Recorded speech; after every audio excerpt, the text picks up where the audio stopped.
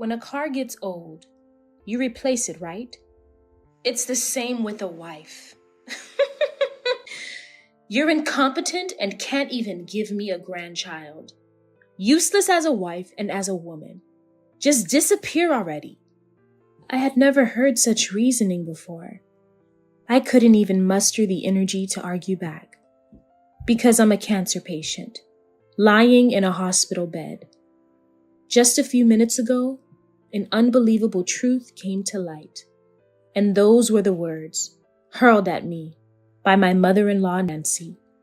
My once beloved husband, now grinning wickedly beside Nancy, looked at me as if they were the demon and her minion.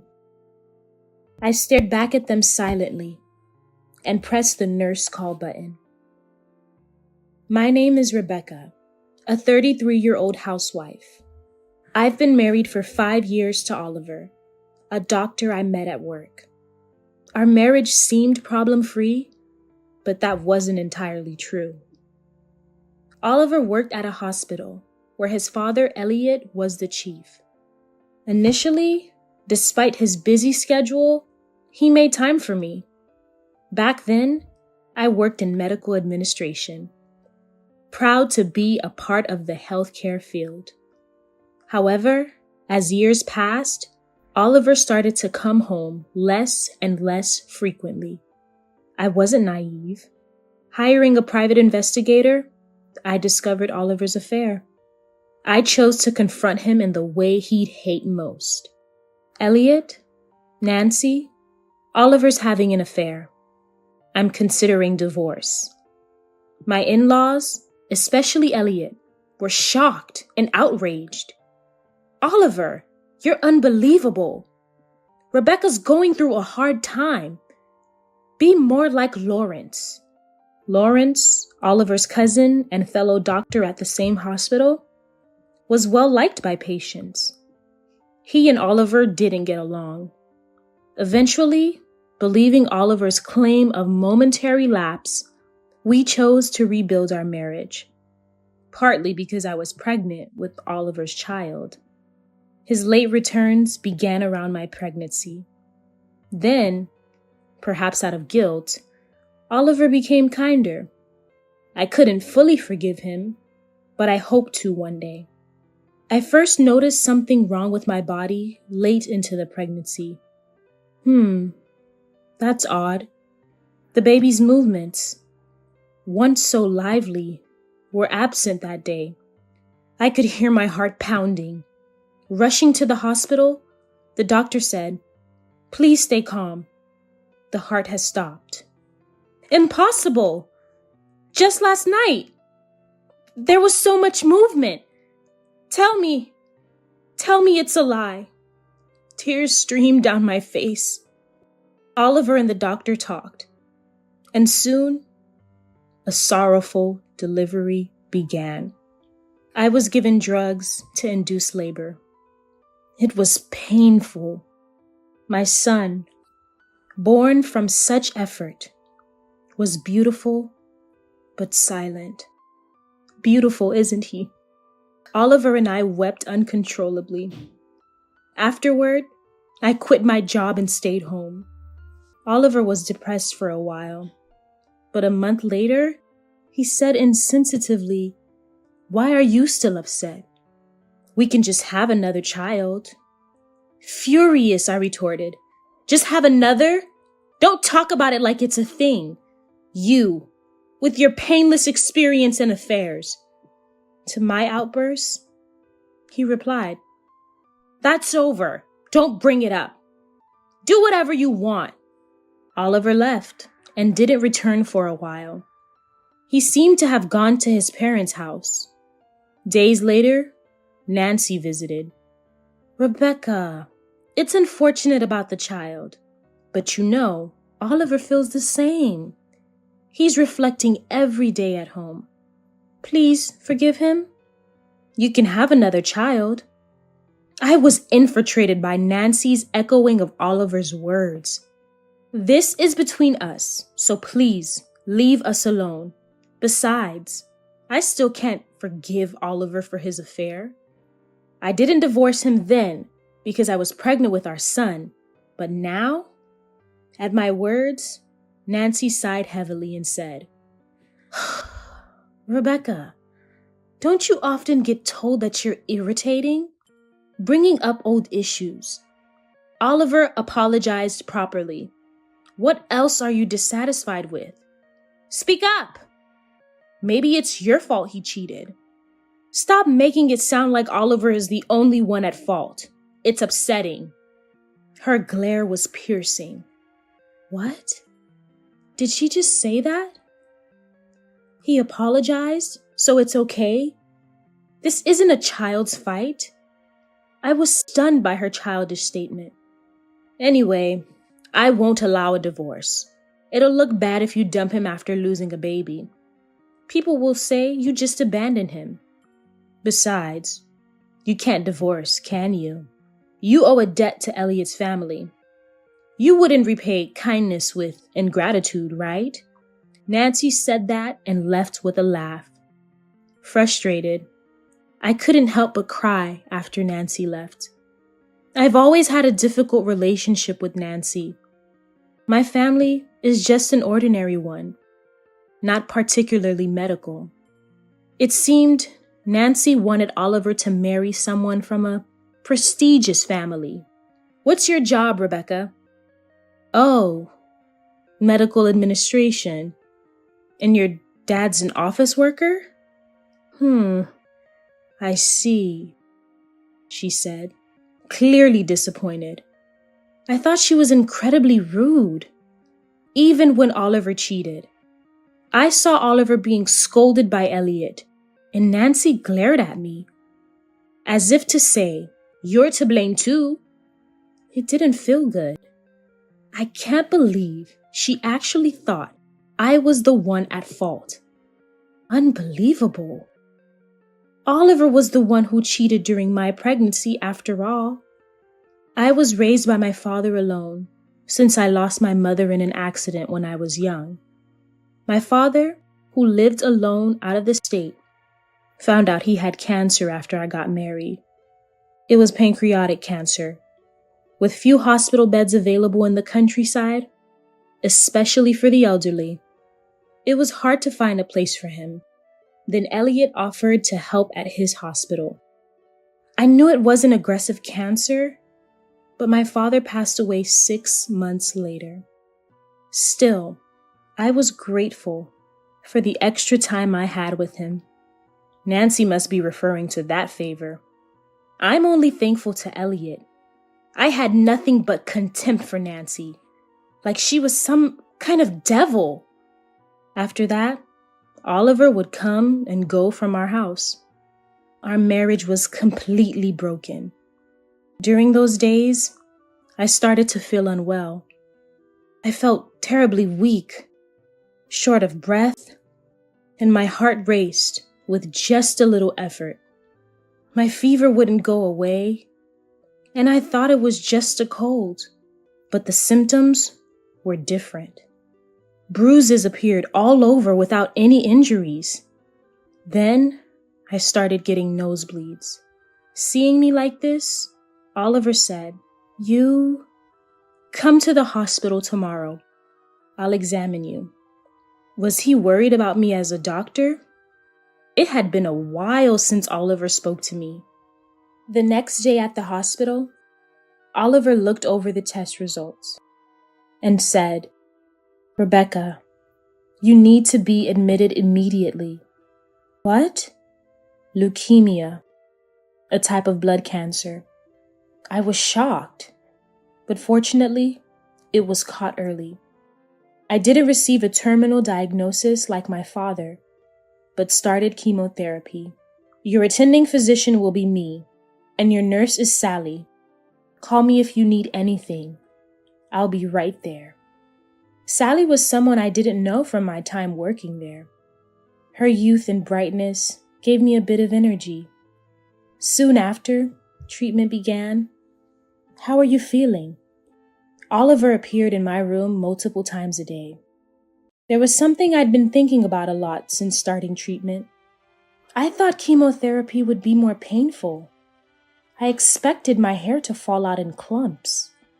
To which he replied, "There's individual variation. Let me or Sally know if anything comes up."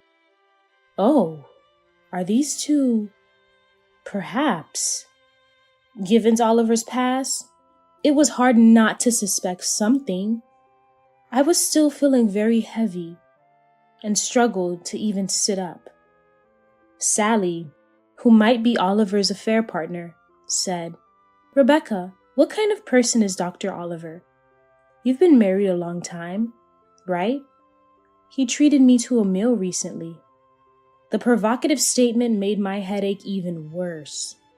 A few days later, I came to know a shocking truth. I felt sick and spent most of the day sleeping. Once, when I woke up, I heard muffled voices conversing. The curtains were drawn, and just as I was about to call out to the people sitting on the sofa beyond them, I heard a horrifying conversation. "So, how's Rebecca doing? I came here hoping to see her suffer, but she's just sleeping. How convenient." Even without seeing her, I knew who it was. It was unmistakably Nancy, whom I despise. She's stable for now. But yes, everything is going as planned. Oliver's voice? What plan? At Oliver's words, Nancy burst out laughing and said something unbelievable. Rebecca wouldn't guess she's not actually getting any treatment. Nancy's laughter choked me up. The two of them continued to laugh and chat, then started bad-mouthing me. "Keep it down, Mom. Rebecca might wake up." It's tough for me, pretending to give her chemotherapy and falsifying her medical records.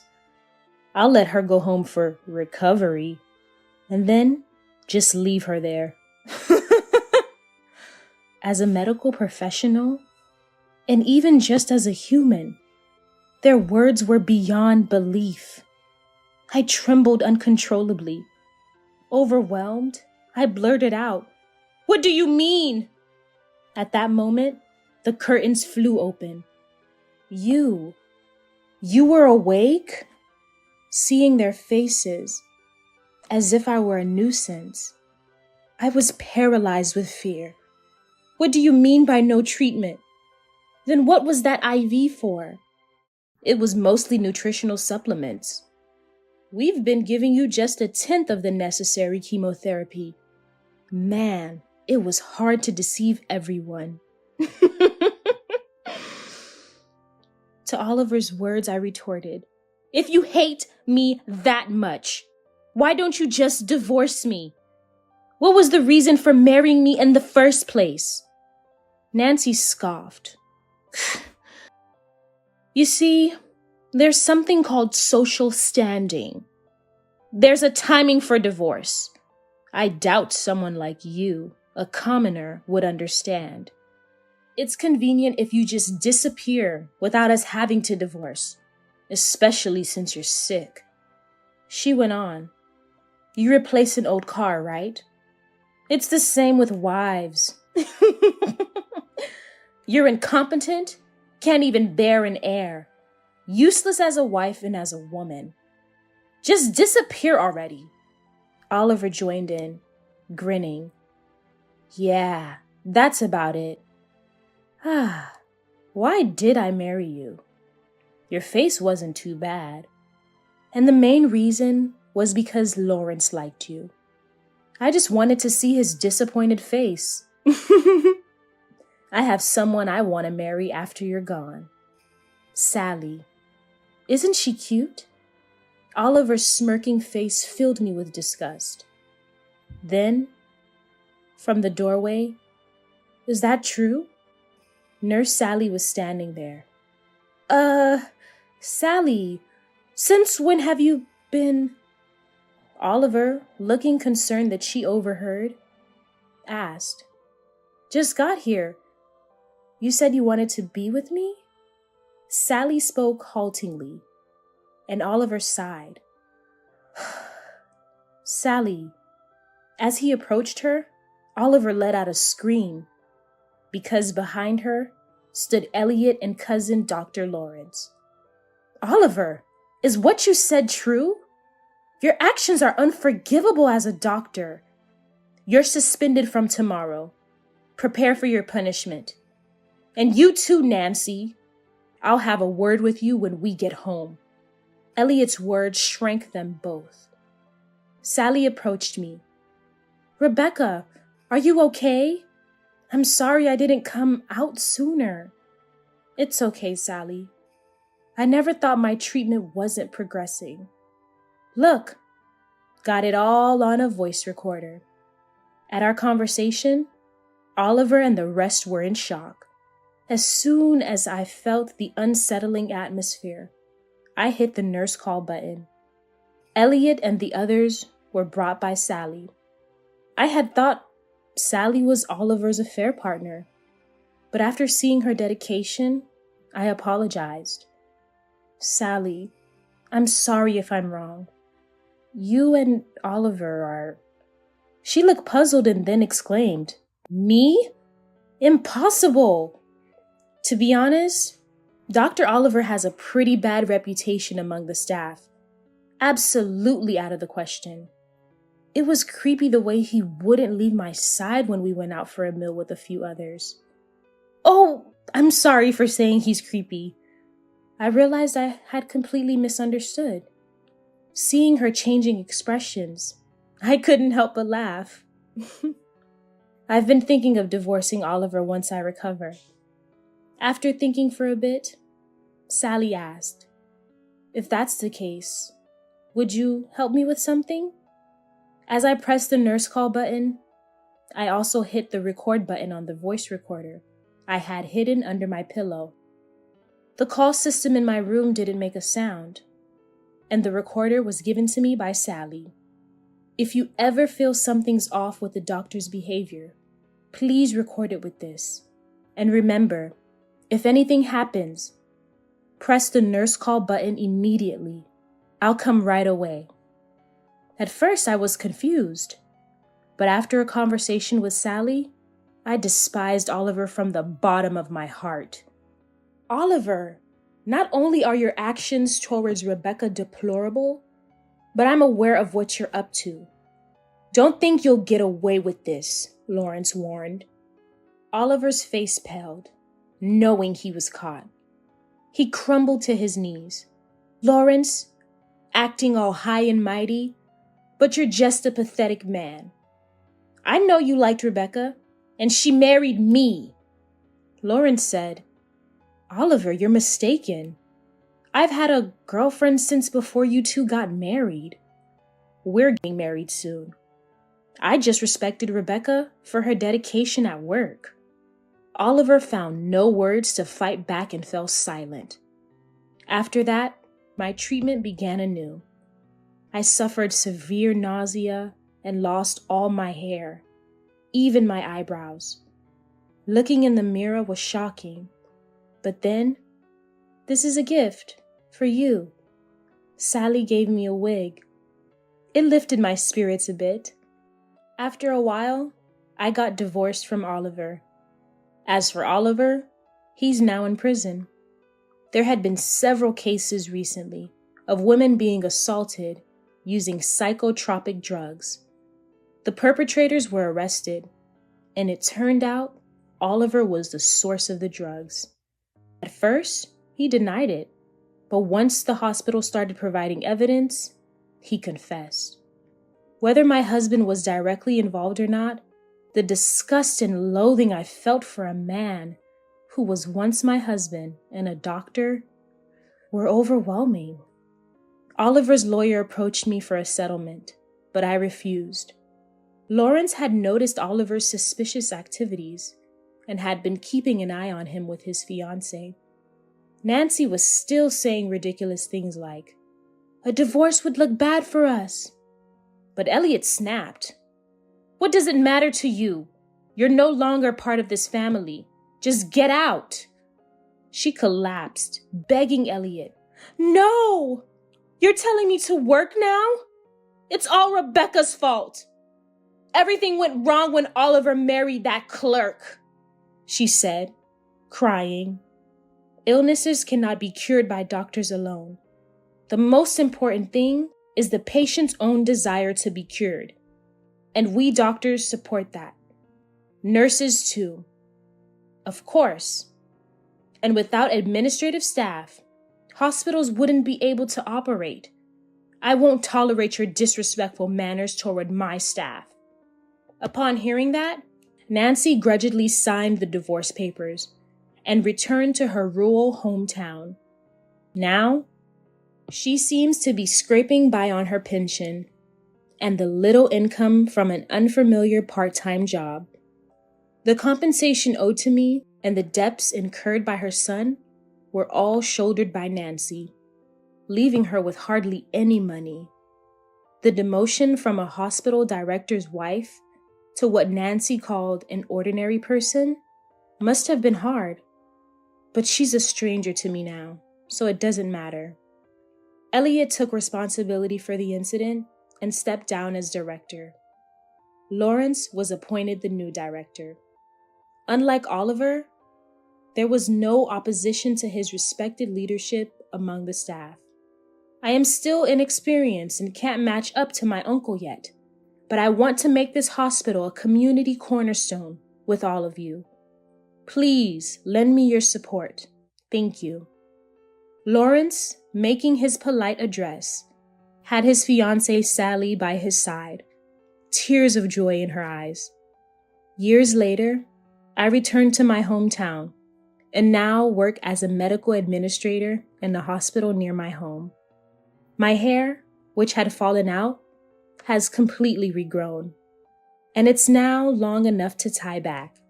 I've been told there's a possibility of relapse, but so far, there are no signs of it. I enjoy spending time with my old school friends on days off, dining out and having fun. Many of my friends have children, and one of them said, "Rebecca, your due date is next month, right? Let me hold the baby when it's born." A few years after returning home, I remarried. I met my current husband by chance, and he's such a kind man. His parents are also very warm people, and being with them makes me feel at peace. Rubbing my grown belly, I smiled and said, "Of course."